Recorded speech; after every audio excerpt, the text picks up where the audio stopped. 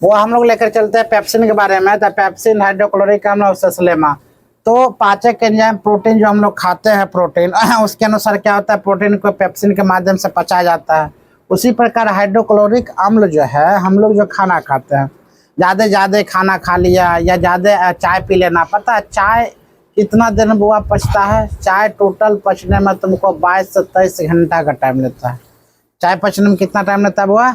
22 से 23 घंटा में चाय को पचाता है।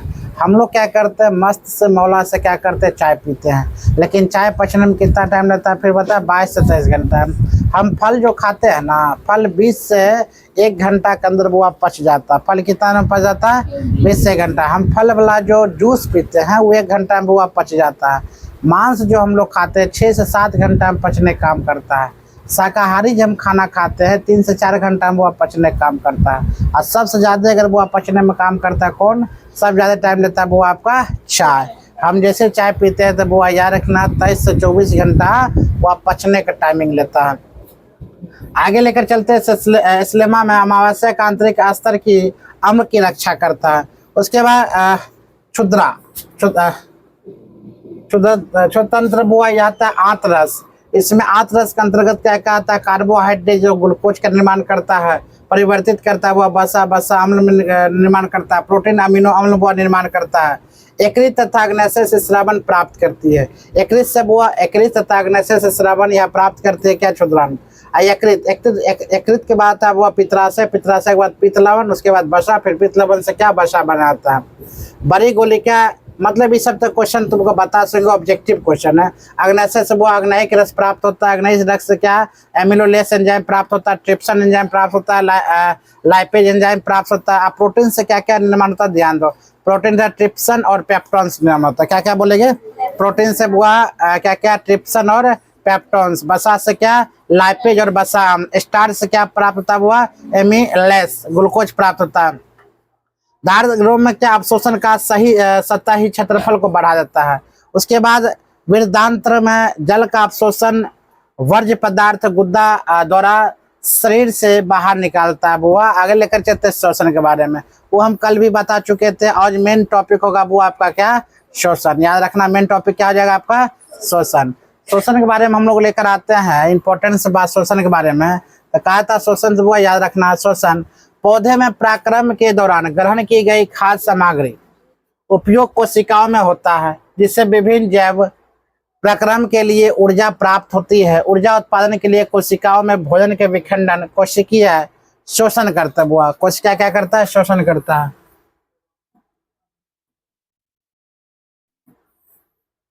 कथी आ गया रे? हटिए नहीं रहा, ये हटता कैसे?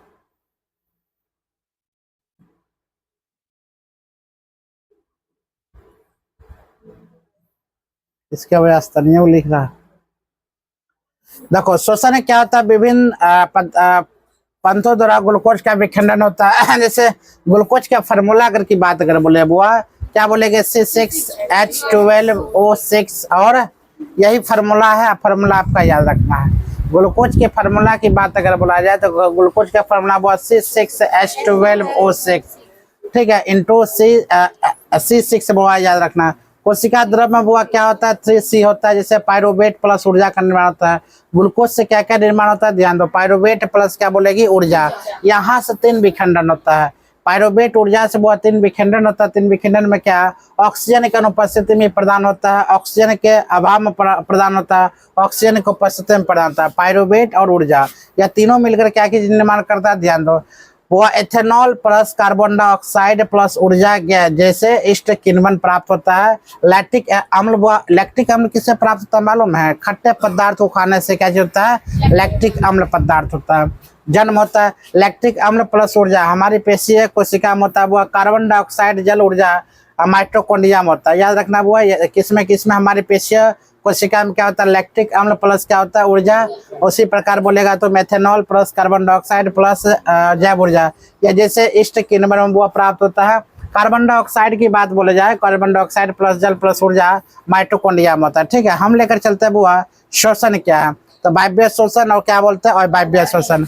वायव्य श्वसन का मतलब हम समझा चुके थे और वायव्य श्वसन का मतलब भी समझा चुके हैं। वायव्य श्वसन किसे कहते हैं और अवायव्य श्वसन किसे कहते हैं। वायव्य श्वसन वो, हाँ, वायव्य श्वसन में याद रखना ऑक्सीजन की उपस्थिति में कार्य होता है। वायव्य श्वसन क्या बोलेंगे बुआ, ऑक्सीजन की उपस्थिति में कार्य करता है। और वायव्य इंपॉर्टेंट क्वेश्चन है, तुमको क्वेश्चन पूछा जाएगा। वायव्य श्वसन ऑक्सीजन के उपस्थिति में कार्य करता है और अवायव्य श्वसन ऑक्सीजन के अनुपस्थिति में कार्य करता है। देखो हम रिवीजन करवा रहे हैं, क्या करवा रहे हैं बुआ, रिवीजन याद रखना। वायव्य श्वसन ऑक्सीजन की उपस्थिति में कार्य करता है और अवायव्य श्वसन ऑक्सीजन के अनुपस्थिति में कार्य करता है। वायव्य श्वसन हुआ ग्लूकोज का पूर्ण उपचयन होता है, कार्बन डाइऑक्साइड पानी ऊर्जा मुक्त होती है। वायव्य श्वसन में क्या क्या बोला हुआ, कार्बन डाइऑक्साइड पानी ऊर्जा मुक्त होती है। इसमें अगर बोलना वायव्य श्वसन में ग्लूकोज का पूर्ण उपचयन होता है, जिसमें हुआ एथेनॉल, लैक्टिक अम्ल और लैक्टिक हम कार्बन डाइऑक्साइड ऊर्जा मुक्त होती है। ठीक है, इसमें क्या क्या वो ऊर्जा मुक्त होती है, फिर ध्यान दो कौन कौन बोलेंगे। ग्लूकोज का पूर्ण उपचयन होता है जिसमें कार्बन डाइऑक्साइड पानी और ऊर्जा मुक्त होती है। इसमें क्या क्या मुक्त हो रही है, ग्लूकोज का अपूर्ण उपचयन होता है वो जिसमें एथेनॉल, लैक्टिक अम्ल और कार्बन डाइऑक्साइड मुक्त होती है। इसमें कहता है यह कोशिका द्रव और माइटोकॉन्ड्रिया में होता है वो। अगर इसमें वायव्य श्वसन में हम क्या बोलेंगे, इसमें कोशिका द्रव और किसमें बोलेंगे वो, माइटोकॉन्ड्रिया में। क्या बोलना है, कोशिका द्रव और माइटोकॉन्ड्रिया में होता है। इसमें बोलेगी बुआ यह केवल कोशिका द्रव में होता है। यह केवल किस में होता है वो, कोशिका द्रव में। यह होता है कोशिका द्रव एवं माइटोकॉन्ड्रिया दोनों में होता है। वायव्य श्वसन बुआ कोशिका और माइटोकॉन्ड्रिया दोनों में होता है। और वायव्य श्वसन में क्या बोलेगी, यह केवल कोशिका और द्रव में होती है। अगर बात बोला जाए इसमें अधिक ऊर्जा उत्पन्न होती है, किसमें बुआ, वायव्य श्वसन में। वायव्य श्वसन में क्या बोलेगी, अधिक ऊर्जा उत्पन्न होती है। इसमें कम ऊर्जा उत्पन्न होती है, जैसे 2 ATP हुआ इसमें 36 ATP। ATP का फुल फॉर्म एडिनो साइट्रो, गुड। अगर अधिक ऊर्जा उत्पन्न होती है वो किसमें, इसमें 36 ATP। ATP जहाँ जमा होगा वहाँ ऊर्जा ऑटोमेटिक जमा होगा।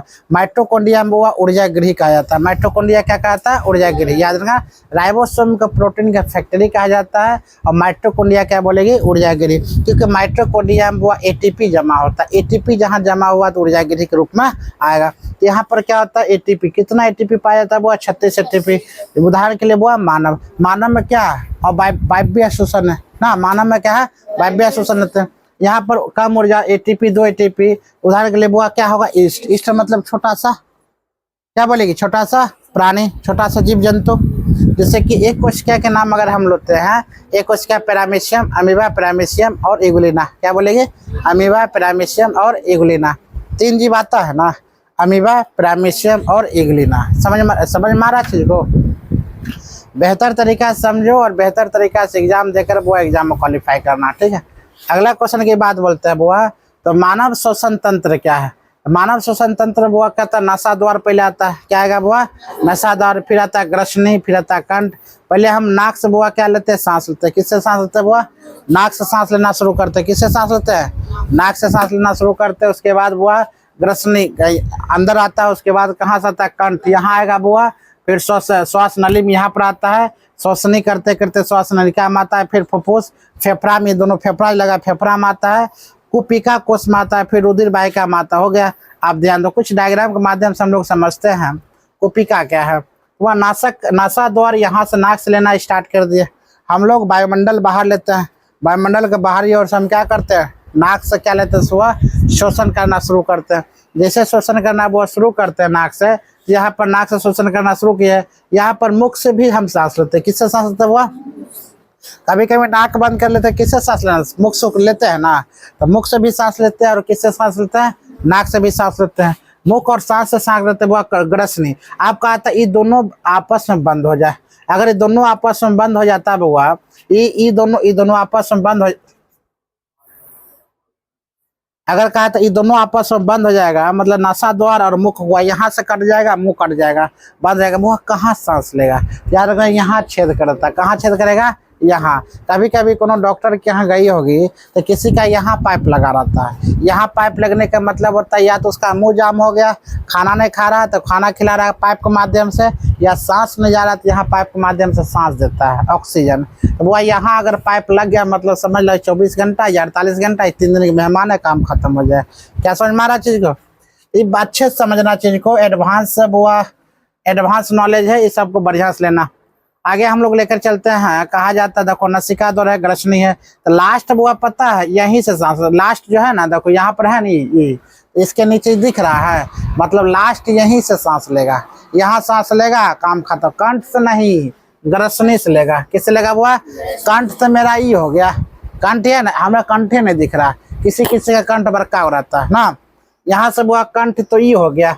उसके बाद कुछ श्वास नलिका, आप मान लो यहाँ से श्वास नलिका स्टार्ट होता है और इस श्वास नली होते हुए यहाँ पर आता है बुआ, इस श्वास नलिका हो गया। ध्यान दो बुआ, श्वास नलिका कैसे हम लोग सांस लेते हैं, बेहतर तरीका समझो। सांस लेते हैं, श्वास नलिका में वहां से सांस लेते हैं। उसके बाद कहा जाता है उपासित वलय क्या है, तो बुआ यहाँ पर वलय संख्या। अगर तुमसे क्वेश्चन पूछा जाए, क्वेश्चन कितना नंबर का पूछेगा मालूम है? 5 नंबर। कितना नंबर का? 5। इसको बढ़िया समझ जाना, तुम्हारा 5 नंबर अपने हाथ में रहेगा, तो अपना इसको बना लिए बढ़िया से, ऑटोमेटिक अंदर समझेंगे बुआ। इसे नाक कहते हैं, मुंह से भी सांस ले सकते हैं और ग्रसनी से भी सांस ले सकते हैं और कंठ से भी सांस जाता है। उसके बाद यहाँ से श्वास नलिका बुआई है, उपासित वलय है। उसके बाद आता है बुआ आपका वलय के बाद क्या बोलेगी यहाँ पर? फेफड़ा। क्या आता है बुआ? फेफड़ा। देखो ये दोनों साइड क्या लगा हुआ बुआ? फेफड़ा।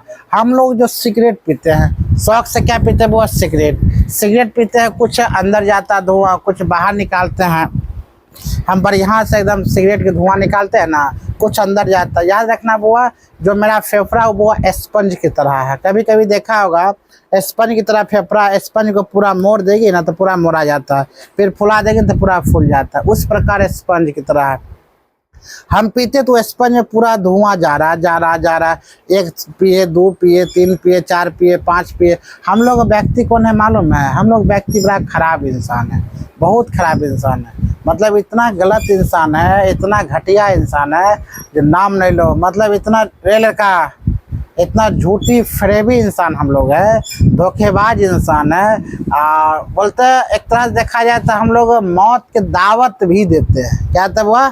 मौत को दावत भी देखते हैं। जैसे कि मान लो सिगरेट पर लिखा रहता है बुआ, सिगरेट पीने से क्या होता है? कैंसर होता है। हम देख लेते हैं, वही उल्टा कर फिर पी लेते हैं। हम जानते हैं लिखा हुआ सिगरेट पीने से क्या होता है? कैंसर होता है। खैनी खाने से क्या होता है? कैंसर होता है। हम एक बार देख लेते हैं, फिर जाकर मुँह में ले लेते हैं, सिगरेट पी लेते हैं। हम जान रहे हैं सब चीज़, ये सब खाने से वो कैंसर होता है। ऐसा तो घा, ऐसा तो इधर से घा लटक लेता है चित्र में, जानबूझ के तब पर भी हम देखते हुए भी हम क्या करते हैं वो पी लेते हैं। वह कितना खतरनाक हम लोग इंसान है ना, हो खतरनाक। उसी प्रकार यहाँ पर हम लोग लेकर चलते हैं, जो स्पंज कर रहा है ना, ये स्पंज जो बुआ कर रहा है, तुम्हें ध्यान दो, स्पंज जो इस चीज को कर रहा है, तो इसमें क्या धुआं समा रहा, इतना धुआं एडजस्ट कर रहा है, कहीं बाहर नहीं फेंकता है। तुमको लगता है धुआं जो हम पीते हैं सिगरेट कहीं हमने बाहर फेंका रहा, वो ऐसा बात नहीं है। वो अपने आप में स्पंज में जाकर घुस रहा बड़ा मजा से, पूरा धुआं पूरा अपने आप में क्या करता है? फेफड़ा ले लेता है। जब फेफड़ा बुआ आवश्यकता से अधिक उसको धुआं मिलना शुरू हो जाता है, याद रखना वहाँ पर कैंसर का भय होगा, फेफड़ा काम खत्म, उसके बाद तुम ऑक्सीजन तुम नहीं ले पाएगा। यहाँ पर याद रखना, तो यहाँ कंठ द्वार है, श्वास नलिका, उपासिक अम्ल है। उसी प्रकार यहाँ पर कुपिका बुआ इसे क्या कहते हैं? हम कुपिका कहते हैं। श्वास नलिका यहाँ पर है। कुपिका कौन होता है मालूम है? यहाँ पर हमने क्या लगा रहता है वो कुपिका क्या करता है मालूम है? ऑक्सीजन लेता है और कार्बन डाइऑक्साइड बनाता है। फिर ध्यान दो, ऑक्सीजन लेता है और बनता क्या बुआ? कार्बन। जितना हानिकारक पदार्थ नीचे से जो आ रहा है इसी में क्या करता हुआ तब्दील करता है। हम लोग क्या करते हैं? इसी को क्या करते हैं बुआ? जाम कर रहे हैं, मतलब सिगरेट पी कर इसी को नुकसान कर रहे हैं। बुआ ये अगर नुकसान होता है तब क्या वो कार्बन डाइऑक्साइड बना पाएगा? नहीं ना। जो हानिकारक पदार्थ जो मेरे अंदर बन रहा है, क्या हानिकारक पदार्थ में कार्बन डाइऑक्साइड निर्माण करेगा? नहीं। जब ऑक्सीजन कार्बन डाइऑक्साइड निर्माण नहीं करेगा तो मृत्यु में रहते हैं। ऐसे भी खैनी खाने वाला का, दारू पीने वाला का, या मान लिया जाए गुटखा खाने वाला का, या मान लो सिगरेट पीने वाला का अल्प आयु बुआ रहता है। और तुमको लगेगा बुआ ये अल्प आयु कैसे, कितना तक खाता पीता चेहरा, कहाँ कोई मरता है। याद रखना उसका जीवन बुआ 80 साल का होता होगा, लेकिन उसका घट के कितना साल आ जाएगा बुआ? 60 साल। समझ में आ रहा? ठीक हो। अगर जो नहीं मरता उसका जीवन 100 साल का होगा, लेकिन घट के चला कितना बार? 80 साल। कितना? 75 साल। तो वो जो 75 साल जी रहा है वो 60 साल मर रहा है। समझ में आ रहा चीज को? आगे लेकर चलते हैं, श्वसन नलिका है, आगे लेकर चलते हैं बुआ फुफ्फुस। इसमें क्या बुआ फुफ्फुस पे है, वो क्या है बुआ कुपिका। हम बोलेंगे कुपिका कहाँ पाया जाता है, तो क्या बोलेंगे बुआ फेफड़ा में। क्या बोलेंगे फेफड़ा में। क्या बनाता है बुआ, ऑक्सीजन लेता है कार्बन डाइऑक्साइड छोड़ता है, ऑक्सीजन लेता है कार्बन डाइऑक्साइड छोड़ता है। तो हम लोग क्या छोड़ते हैं, कार्बन डाइऑक्साइड छोड़ते हैं, क्या लेते हैं ऑक्सीजन। कौन काम करता है, कुपिका। कौन काम करता है, उसमें क्या लगा है बुआ फुफ्फुस, यहाँ पर फेफड़ा है। श्वसनी यहाँ पर बुआ इस जो रेड कलर के दिख रहे हैं उसे क्या कहते हैं बुआ श्वसनी। ये ऑक्सीजन का बुआ लाने का कार्य करता है, ऑक्सीजन को लाने का कार्य करता है। श्वसनिका यहाँ पर बुआ आगे आकर क्या कर श्वसनिका। कुपिका कोशी बुआ क्या आता है, ये है कुपिका, नीचे वाला क्या था कुपे, ये होता है डायफ्राम मतलब मध्यपट, यह पसलियां फुफ्फुस। मतलब अगर तुमको बोला जाए 5 नंबर का ये डायग्राम बनाने के लिए वो नोट कर लेना है, घर में जाकर मस्त से क्या करना है डायग्राम बनाकर चलाना। अब मानव श्वसन की क्रियाएं क्या है, थोड़ा हम लोग आते हैं बुआ मानव श्वसन की क्रियाएं के बारे में क्या क्या आता है समझो। यह अंतः श्वसन, ये होता है बुआ उच्च वसन, याद रखना। एक होता है स्वच्छ वास करते, शायद तुम लोग को बताया होंगे, ठीक है। इसका बढ़िया समझना क्या क्या चीज है। आगे लेकर चलते हैं बुआ अंतः श्वसन। अंतः श्वसन के दौरान और अंतः श्वसन या वृक्षा गुहा अपने मूल आकार में वापस जाती हुआ या वृक्षा गुहा में फैली। अंतः श्वसन हुआ वृक्षा गुहा में क्या होता है, फैली रहती है और यह फैली हुई नहीं रहती है। इसमें पसलियों से संगलन पेशियां सिकुड़ जाती है और पसलियों के पेशियां शिथिलता हो जाती है, मतलब यह नहीं सिकुड़ती है, क्या बोलेगी सिकुड़ जाती है। यह वक्ष और ऊपर बाहरी की ओर गति करता है और यह वक्ष और बाहरी के स्थान पर वापस लौट जाती है। सीधा इसमें हाँ करती, इसमें नहीं करती है। इसमें अगर बोला जाए बुआ गुहा में वायु का दाब कम हो जाता है और वायु फेफड़ों में भरती है। इसमें गुहा में वायु का दाब बढ़ जाता है और वायु कार्बन डाइऑक्साइड फेफड़ों से बाहर जाते हैं। जस्ट बताए ना, फेफड़ा ही बुआ मशीन है जो ऑक्सीजन लेता है कार्बन डाइऑक्साइड छोड़ता है। पगला गया है, ऑक्सीजन लेता है कार्बन डाइऑक्साइड छोड़ता है, ऑक्सीजन लेता है कार्बन डाइऑक्साइड छोड़ता है। एक गो बुआ जीएस तुम रहा है, अगर इस प्रकार से तुम पढ़ेगा तो आगे बहुत निकलेगा, नहीं पढ़ेगा तो किसका कहलेगा।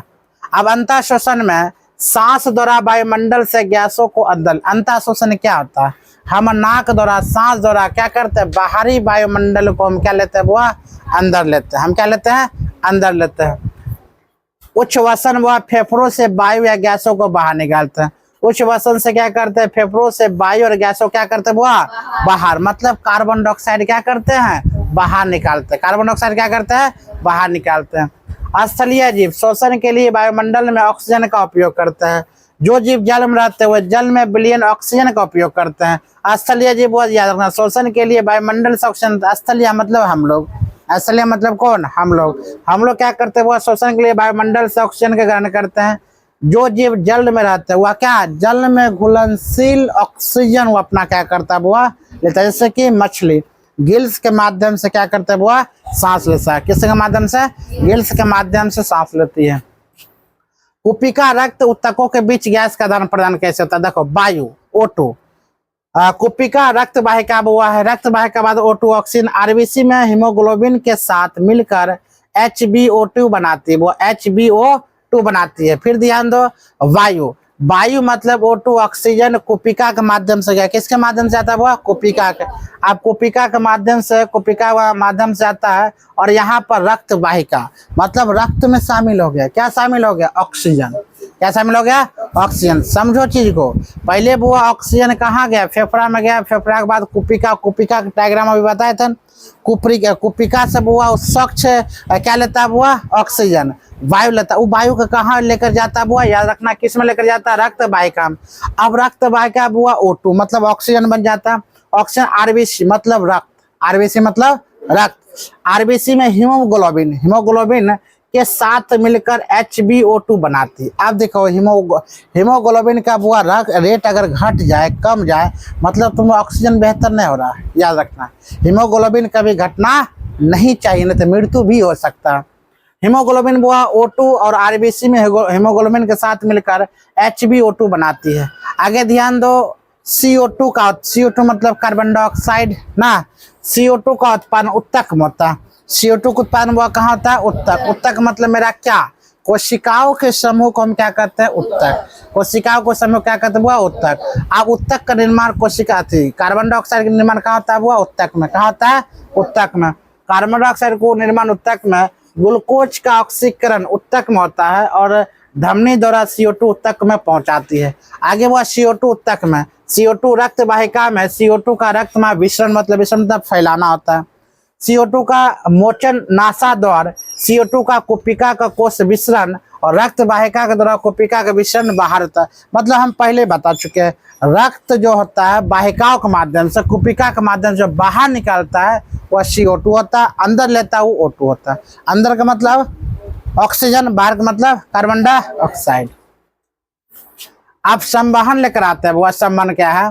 संवहन के बाद याद रखना, मनुष्य में भोजन, ऑक्सीजन, अन्य आवश्यकता पदार्थों के निरंतर आपूर्ति करने वाले तंत्र को संवहन तंत्र कहलाता है। संवहन तंत्र किसे कहते हैं? वो याद रखना, संवहन तंत्र वह तंत्र है जो हम लोग मनुष्य का आपूर्ति के लिए जो भोजन पदार्थ जगह जगह पहुंचाता है, उसे हम क्या कहते हैं? संवहन तंत्र। उसे हम क्या कहेंगे? संवहन तंत्र। फिर ध्यान दो, क्या कहेंगे? वो संवहन मनुष्य में भोजन, ऑक्सीजन, अन्य आवश्यकता पदार्थों को नियंत्रण आपूर्ति करने वाला संवहन तंत्र को हम क्या कहते हैं? संवहन तंत्र। मतलब जगह जगह पहुंचाने का काम करता है, उसे हम क्या कहेंगे? वो संवहन तंत्र। आगे ध्यान दो, मानव संवहन तंत्र के मुख्य अवयव क्या है? तो वो मानव संवहन को मुख्य अवयव क्या है? मतलब रास्ता क्या है, कैसे पहुंच सकता है? बहुत मस्त वो नोट से याद रखना। इस प्रकार से अगर तुम पढ़ लेगा ना, गारंटी तुम आगे बढ़ेगा। तो हृदय है, रक्त नलिका, धमनी शिरा है, वहन माध्यम से रक्त और लसिका। अब देखो रक्त क्या है समझो। रक्त हुआ ठोस अवयव, रुधिर कणिका, और द्रव अवयव मतलब पीले रंग का तरल पदार्थ होता है। द्रव्य अवयव का पीले रंग का तरल पदार्थ और ठोस अवयव।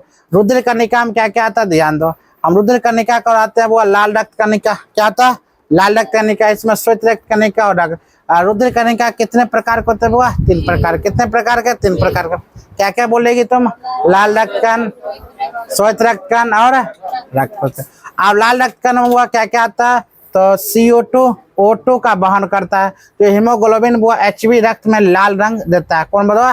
हीमोग्लोबिन में, हीमोग्लोबिन के कारण ही रक्त का रंग लाल होता है। रक्त का रंग लाल होता है। इसमें किसमें लाल रक्त का? श्वेत रक्त मतलब उजला, श्वेत रक्त का मतलब उजला।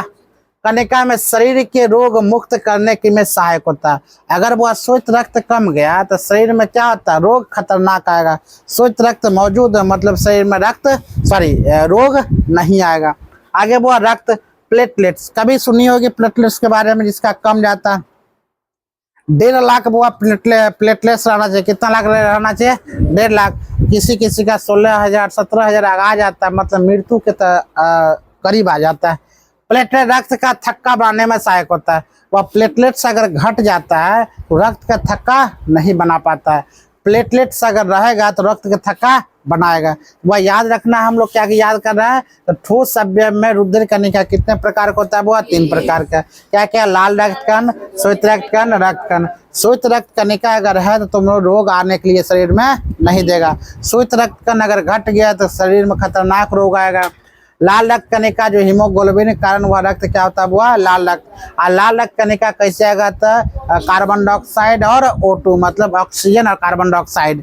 और समझ में आ रहा है? ऑक्सीजन अगर नहीं रहेगा तो तुम्हारे रक्त का परिभरण नहीं होगा। और रक्त प्लेटलेट्स, प्लेटलेट्स में क्या बताए थे? वो इसमें क्या था? रक्त का थक्का बनाने में सहायक होता है। अगर प्लेटलेट्स नहीं रहेगा तो रक्त का थक्का नहीं बनेगा। रक्त का थक्का नहीं बनेगा तो रक्त परिचलन नहीं होगा। रक्त जब परिचलन नहीं होगा तो वो हमें क्या होता है? डेथ हो जाएगा, मृत्यु हो जाएगा। प्लेटलेट्स अगर घट जाएगा तो मृत्यु हो जाएगा। याद रखना, प्लेटलेट्स रहना बहुत जरूरी है। हमने आंखों से देखा हुआ किसी का मृत्यु होते हुए, प्लेटलेट्स नहीं रहेगा, खून नहीं रहेगा, रक्त का थक्का नहीं रहेगा। हमने आंखों से देखा प्लेटलेट्स रहने के लिए वो दर दर ठोकर खाया। हम ये चीज कैसे बोल सकते हैं? क्या समझ में? कौन? प्लेटलेट्स रक्त को क्या बनाता है? थक्का। तो प्लेटलेट से कितना रहना चाहिए? 1.5 लाख रहना चाहिए। प्लेटलेट्स अगर 16,000 17,000 चलाएगा तो प्लेटलेट्स बनता कैसे का है? तो बकरी का दूध पीने से। किसे? बकरी का एरोवेला का खाने से। याद रखना। ये सब खाने से क्या होता है, प्लेटलेट से खतरनाक रूप से बनता है। तुमको अगर क्या हो गया, मलेरिया हो गया, मलेरिया में प्लेटलेट से क्या होगा, घट जाएगा।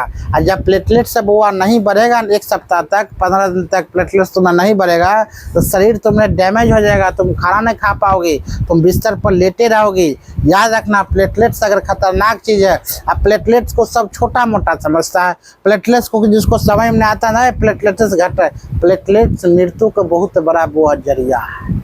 अगर प्लेटलेट्स घट गया तो कभी याद रखना उस पर कभी मतलब इग्नोर ना करना, क्योंकि प्लेटलेट्स रहना चाहिए कितना वो 1.5 लाख, कितना 1.5 लाख। अगर आ गया 20,000 से नीचे है तो वह संभावना है मृत्यु के, 20,000 से ऊपर है तो मतलब ठीक ठाक है, ठीक ठाक नहीं है, आराम से तुम उसको ज़्यादा कर सकती हो। तो प्लेटलेट्स ये है क्योंकि रक्त का थक्का बुआ बना रहा, अगर रक्त का थक्का नहीं बनाएगा तो काम खत्म। वहाँ खून कमी है तो खून हम डाल सकते हैं, प्लेटलेट्स भी हम डाल सकते हैं, समझ महाराज जी को। अरे हम आंखों देखा न देखे हैं इसीलिए बता रहे हैं। 3-4 को डॉक्टर के यहाँ जाओ, उसके बाद पूछो प्लेटलेट्स का क्या रोल है। 1 सप्ताह में अगर 1 सप्ताह में नहीं बढ़ रहा प्लेटलेट्स, समझ गया तो बहुत खतरनाक चीज़ है प्लेटलेट्स। वो चलो बाद में बताएंगे वो चीज़। आगे लेकर चलते हैं रक्त। तब वह ठोस में अब होता है द्रव में, द्रव में पीले रंग का तरल पदार्थ, किसको करना का तब है पीले रंग का, पीले रंग में प्लाज्मा आता है, क्या तब हुआ प्लाज्मा। इसमें समझो पीले रंग का पदार्थ जिसमें 90% जल होता है, इसमें कितना प्रतिशत हुआ 90% क्या पाया जाता है, जल पाया जाता है। शेष अवयव जैविक प्लाज्मा प्रोटीन और एल्यूमिन और ग्लोबिन और अजैविक खनिज तत्व होता है। और इसके बारे में अगर देखा जाए तो हम लोग क्या कह सकते हैं, प्लाज्मा कितना % जल इसमें पाया जाता है 90%, कितना प्रतिशत 90%। रक्त वाहिका एक मतलब आप समझो क्या है, रक्त किस में शुद्ध करता है और कौन अशुद्ध करता है, सबसे खतरनाक चीज है। रक्त कहाँ से शुद्ध पदार्थ आता है, कहाँ से अशुद्ध। याद रखना हमारे शरीर में एक चक्रव्यूह है, एक क्या होता है शुद्ध रक्त वाहिका है, कहता है अशुद्ध। अगर शुद्ध और अशुद्ध अगर नहीं जाएगा तो हम क्या हो सकते खत्म। अशुद्ध अशुद्ध कौन फेंकता हुआ, याद रखना किडनी, दूगो किडनी लगा। हमारे शरीर में सब कुछ पार्ट पुर्जा बेहतर है। अगर मान लिया जाए पार्ट पुर्जा को खराब करनी है तो तेल वाला ज़्यादा सामान खाओ, सूत उठो खाओ, सूत उठो खाओ, टालो पीरो, ये सब कुछ नहीं करो, शरीर ऐसे ही खराब हो जाएगा। ठीक है, अपने आप को बुआ बचा कर रखो। आगे लेकर चलते हैं क्या रक्त वाहिका और धमनियाँ। आगे लेकर चलते हैं ऑक्सीकृत रुधिर को हृदय से शरीर के विभिन्न अंगों तक ले जाती है अपवाद फुफ्फुस और धमनी। धमनी बुआ ध्यान, ऑक्सीकृत रुधिर जो होता है ना, ऑक्सीकृत रुधिर वह हृदय से शरीर के विभिन्न अंगों तक लेकर जाती है। धमनियाँ क्या करती है बुआ, धमनियाँ क्या करती है ऑक्सीजन को हमारे हृदय तक का, हृदय से क्या करती है अनेकों अंगों तक ले जाने का कार्य करती है। उसी प्रकार शिरा क्या करते हैं, शिरा विभिन्न अंगों से ऑक्सीकृत रुधिर एकत्रित करके वापस हृदय में लाते हैं और फुफ्फुस और शिरा अपवाद। फिर ध्यान दो बुआ, हम क्या बोले धमनिया का काम क्या है बुआ, जो हृदय से ऑक्सीकृत पूरा शरीर में फैलाने का काम करती है। लेकिन ये क्या करते हैं, शिरा पूरा अंगों से लेती है और फिर वापस कहाँ धकेल देती है, हृदय में। समझ में, ये हृदय से बाहर लेकर जा रहा और ये क्या करता है पूरा अंग से लेकर हृदय में दे रहा ना। ये अशुद्ध रक्त तो क्या करता है, शुद्ध फिर से करता है, इस शुद्ध को अशुद्ध करता है, शुद्ध को ही और अशुद्ध को शुद्ध करता है, एक प्रक्रिया चलते रहता है। आगे धमनी की भित्ति मोटी एवं अधिक लचीली होती है। धमनी क्या होता है, धमनी की भित्ति मोटी और अधिक लचीली होती है। शिरा की भित्ति कम मोटी और कम लचीली होती है। यह इस बल्ब नहीं होता, वो बाल्ब नहीं होता, इसमें बाल्ब होते हैं। यह सतही नहीं होती, उसको तक के नीचे पाई जाती है। ये बुआ यह सतही होती है। ठीक है, हम क्या बोले इसके सब फिर समझो। आप देखो मेन डायग्राम तुमको यहाँ पर आ गया। आप किस प्रकार हृदय से पूरा अंगों तक पहुँचाती है, उसे क्या कहते हैं धमनियाँ। आप पूरा अंगों से बुआ हृदय तक जो ऑक्सीकृत पहुँचाते हैं उसे हम क्या कहते हैं शिरा, उसे क्या कहते हैं शिरा। क्या समझ में आ रहा चीज को। अब यहाँ तक हम लेकर आते हैं फुफ्फुस फेफड़ा।